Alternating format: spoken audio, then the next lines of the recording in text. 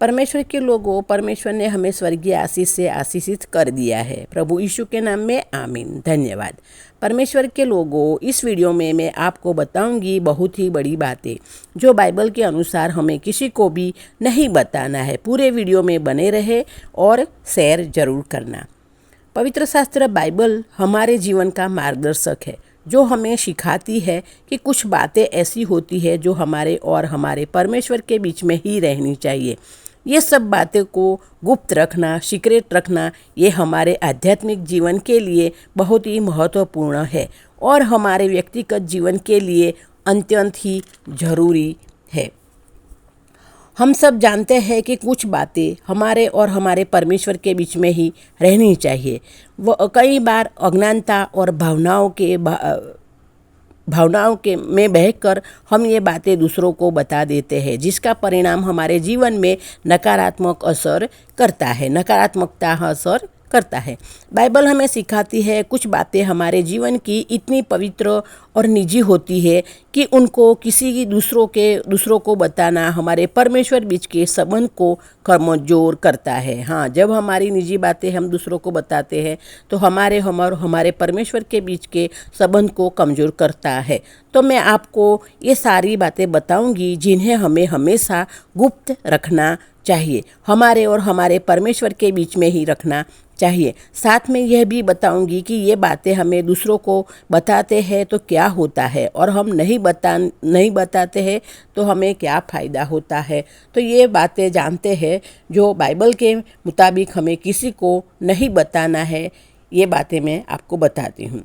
पहली बात है आपकी अपनी प्रार्थनाएं। हाँ, अपनी प्रार्थनाएं। प्रार्थना एक व्यक्तिगत और गहरी भावना है जो हमारे दिल से निकलती है और परमेश्वर पिता के पास पहुंचती है। आप कैसे प्रार्थना करते हो, ये हमारे और हमारे परमेश्वर के बीच का संवाद है। ये ऐसा समय है जो हम अपनी आत्मा की गहराई से परमेश्वर के साथ हम बात करते हैं। कौन से शब्द इस्तेमाल करते हैं वो भी हमारे और हमारे परमेश्वर के बीच निजी संवाद है। हर शब्द भावना, हर विचार में व्यक्त करते हैं, वह परमेश्वर के लिए बहुत ही विशेष होता है। कई बार कुछ लोग अपनी प्रार्थनाओं को दूसरों को दिखाते हैं, जिससे उनकी पवित्रता चली जाती है। जब हम अपनी प्रार्थना दूसरों को दिखाते हैं तो उनकी प्रार्थना की हुई पवित्रता चली जाती है। हमें याद रखना चाहिए कि सच्ची प्रार्थना हमारे सच्चे दिल से निकलती है और परमेश्वर पिता तक पहुंचती है। लोगों को कानों तक हमें नहीं पहुंचाना है। हमारी प्रार्थना हमें परमेश्वर के कानों तक पहुंचानी है, हमें दूसरे लोगों को कानों को तक हमें नहीं पहुंचानी है। परमेश्वर के बीच पवित्र संवाद ये है। प्रार्थना हमारे और हमारे परमेश्वर के बीच पवित्र संवाद है। बाइबल में मैथ्यू की किताब उसका 6 और 6 आयत में वचन कहता है, जब तुम प्रार्थना करो तो अपनी कोठरी में जाओ और दरवाज़ा बंद करके अपने पिता से जो छुपे में है उनसे प्रार्थना करो, और जो तुम्हारा पिता छुपे में है वह देखता है, वह प्रतिफल देगा। इसका मतलब हमारी व्यक्तिगत प्रार्थना किसी को भी हमें नहीं बतानी है, अकेले में प्रार्थना करनी है और ऐसा करने से प्रार्थना की पवित्रता बनी रहती है। साथ में हमारा संबंध परमेश्वर के साथ मजबूत होता है, हमारा विश्वास भी मजबूत होता है और हमारी प्रार्थना असरदार होती है और परमेश्वर पिता हमें हमारी प्रार्थना का उत्तर देते हैं, आशीष देते हैं। हमारी प्रार्थना और हमारे परमेश्वर के बीच रखे लोगों से छुपा कर हमें रखना है हमारी प्रार्थना को। ये हमारी प्रार्थना मतलब किसी को हमें बतानी नहीं है, हमें गुप्त रखनी चाहिए। सिर्फ हम और हमारे परमेश्वर के बीच ही हमारी प्रार्थना होनी चाहिए। दूसरी बात है हमारे दान और अच्छे काम। हाँ, हम जीवन में दान भी करते हैं, अच्छे काम भी करते हैं। जब हम किसी को मदद करते हैं या किसी गरीब को दान देते हैं तो ये काम हमें छुपा कर करना चाहिए। दिखावे के लिए किया गया दान नहीं होता, लेकिन घमंड होता है। जब हम अपने दान का ढिंढोरा पीटते हैं तो हम अपनी अच्छाई को कम कर देते हैं। सच्चा दान वो होता है जो किसी की उम्मीद, बिना उम्मीद के और दिखावे के लिए किया जाए, बिना कोई उम्मीद रखे बिना दान किया जाए और दिखावे के बिना जो दान किया जाए वही सबसे बड़ा अच्छा दान और सच्चा दान होता है। बाइबल में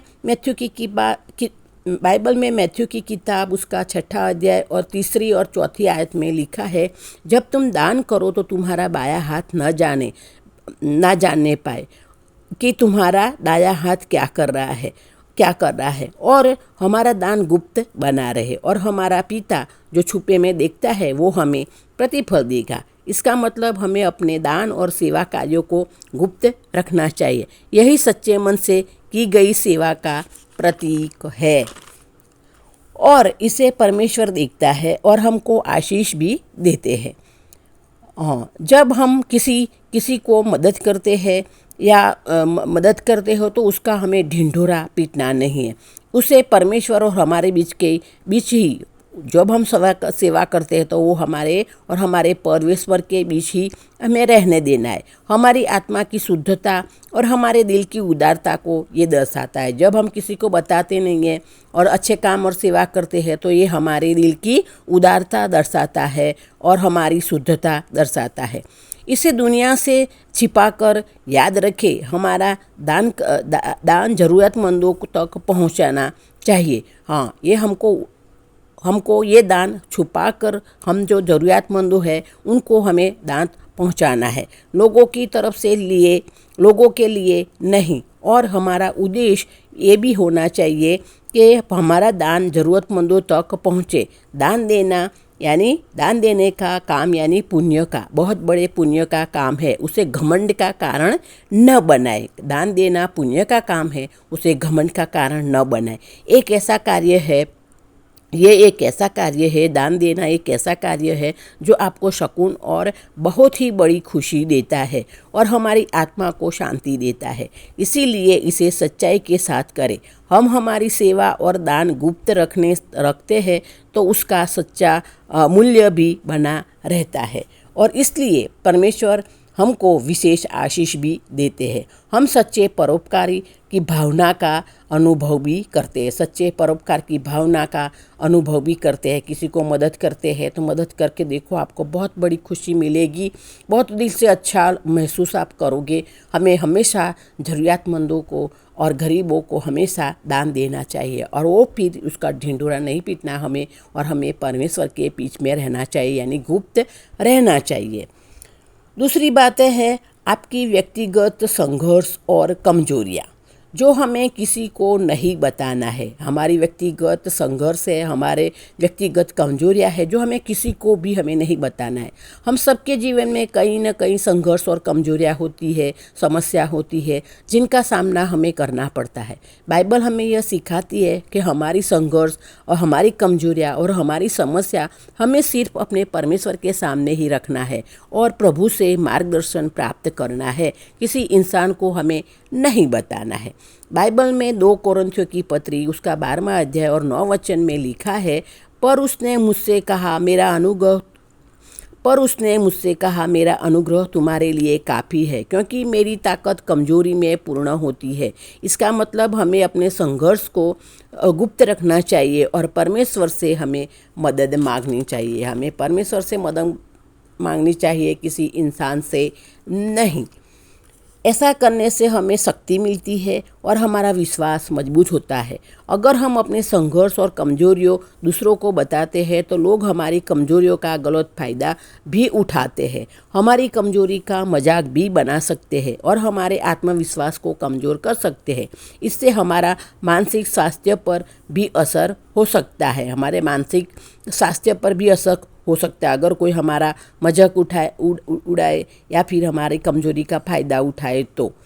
जब हम अपने संघर्ष, कमजोरियाँ और समस्या गुप्त रखते हैं तो हम अंदर से बहुत ही मजबूत होते हैं। इससे परमेश्वर के साथ गहरा संबंध भी बना सकते हैं और प्रभु की मदद भी प्राप्त कर सकते हैं। आगे दूसरी बात है अपने सपने और लक्ष्य जो हमें किसी को भी नहीं बताना है।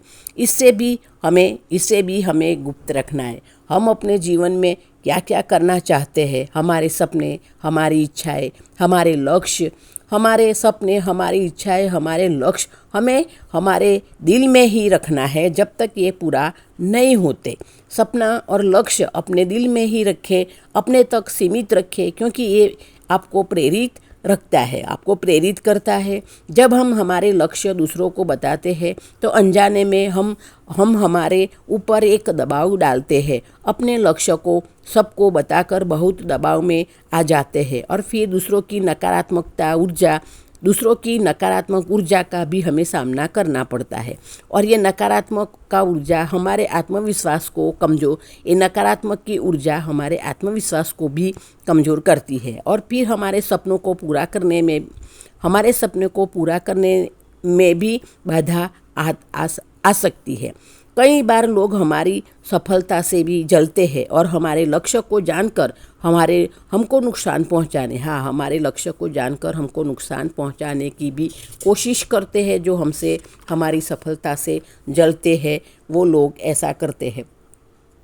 ये जलन हमारे लक्ष्यों को असफल करने में भी कई तरह से प्रकट हो सकती है। ये जलन हमारे लक्ष्यों को असफल भी कर सकती है। इसीलिए अपने लक्ष्यों को, अपने सपने को हमेशा गुप्त रखें और जब दूसरों को ना बताएं, हम कभी भी दूसरों को ना बताएं। जब हमारे सपने और हमारे लक्ष्य पूरा ना हो तब तक हमें गोपनीयता बना के रखनी है, किसी को नहीं बताना है। और ये गोपनीयता अपने लक्ष्यों पर ध्यान केंद्रित करने में भी हमें सहायता करती है और हमारे बाहरी हस्तक्षेप से भी हमको बचाएगी। ये गोपनीयता रखने से हमेशा याद रखना है, काम करने से पहले उसके बारे में बात कर सफलता की राह में रुकावट पैदा करते हैं। जब हम हमारे लक्ष्य को गुप्त रखते हैं, उनको हम उन चुनौतियों और बाधाओं से भी बचाते हैं। जब हमारे लक्ष्य, हमारे सपने हम गुप्त रखते हैं तो हम चुनौतियों और बाधाओं से भी बचाते हैं जो दूसरे लोग हमारे राह में डाल सकते हैं। अपने लक्ष्य को पूरा करने के लिए स्पष्ट दृष्टिकोण बनाए रखें। हमारे सपनों को साकार करने के लिए, लक्ष्यों को पूरा करने के लिए हमें पूरी मेहनत भी करनी है और प्रार्थना भी करनी है ताकि परमेश्वर आशीष दे और हमारे सारे लक्ष्य और हमारे सारे सपने प्रभु यीशु के नाम में पूरे हो। आमीन। और दूसरे अंत में मैं कहती हूँ, हम अक्सर अपने लक्ष्य को प्राप्त कर लेते हैं तो वह खुशी और संतोष अद्भुत होता है। जब अंत में ये सब गुप्त रख के हम अंत में अपने लक्ष्य को प्राप्त कर लेते हैं, सपने को भी प्राप्त कर लेते हैं तो हमें बहुत अद्भुत खुशी होती है, हमें संतोष मिलता है।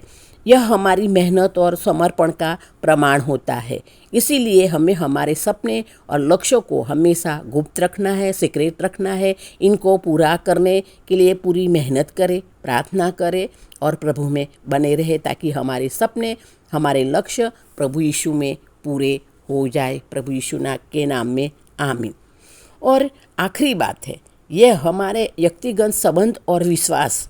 आखिरी बात है हमारे व्यक्तिगत संबंध और विश्वास।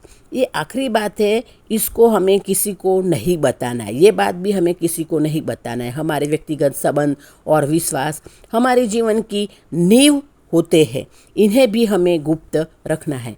बाइबल में नीति वचन 11 और 13 आयत में वचन में लिखा है, जो चुगलीखोर है वह भेद प्रकट करता है, परंतु जो विश्वास योग्य है वह बात को छिपाए रखते हैं। इसका मतलब हमें अपने व्यक्तिगत संबंध और विश्वास को हमेशा गुप्त रखना चाहिए, उसको भी हमें नहीं शेयर करना चाहिए। ऐसा करने से हमारे रिश्ते मजबूत होते हैं और हमारा विश्वास भी बना रहता है। अगर हम हमारा व्यक्तिगत संबंध और विश्वास दूसरों को बताते हैं तो वो हमारी भावनाओं का गलत फायदा भी उठा सकते हैं। इससे हमारे संबंध बिगड़ सकते हैं और हमारा विश्वास कमज़ोर हो सकता है। इसीलिए व्यक्तिगत संबंध और विश्वास को गुप्त रखते हैं, हमारे रिश्ते बहुत ही मजबूत होते हैं। जब हम गुप्त रखते हैं विश्वास, हमारा व्यक्तिगत संबंध, तो हमारा रिश्ता भी बहुत मजबूत होता है और हमारा विश्वास भी बहुत बड़ा बना रहता है, हमारा विश्वास भी बना रहता है। हमारे संबंध में ईमानदारी और सम्मान का अनुभव भी हम करते हैं। ऐसा रखने से हमारे संबंध में हम ईमानदारी और सम्मान भी हम महसूस करते हैं और हमारे रिश्ते में स्थिरता भी आती है। तो परमेश्वर के लोगों, यह सारी बातें हैं, हाँ, जो ये सारी बातें हैं जो बाइबल के हिसाब से, हाँ, बाइबल के हिसाब से हमें किसी को भी नहीं बतानी, किसी को भी हमें नहीं बतानी है, किसी को भी हमें शेयर नहीं करनी। ये बातों को अपने जीवन में उतार कर हमें अच्छे इंसान बन सकते हैं। अगर ऐसी बातें अपने जीवन में उतारेंगे तो हम अच्छे इंसान भी बन सकते हैं और हमारे जीवन को हम शांत और सफल भी बना सकते हैं। अगर ये बातें सब हम शेयर नहीं करेंगे, गुप्त रखेंगे, प्रभु में बने रहेंगे, प्रभु की संगति में बने रहेंगे, प्रार्थना करेंगे, तो परमेश्वर के लोगों, हम अपने जीवन को शांत और सफल भी बना सकते हैं। याद रखें, ज्ञान समझना काफ़ी नहीं है, उसे अपने जीवन में भी उतार कर उसके मुताबिक हमें जीवन भी जीना होगा। अगर हम सब परमेश्वर के मार्ग पर चलते हैं और परमेश्वर के वचनों को अपना जीवन मानते हैं तो कमेंट में लॉर्ड जीसस ब्लेस्ड अस जरूर टाइप करें और शेयर जरूर करें। प्रभु ने हमें आत्मिक आशीष से आशीषित कर दिया है। प्रभु यीशु के नाम में आमीन। धन्यवाद प्रभु यीशु, धन्यवाद।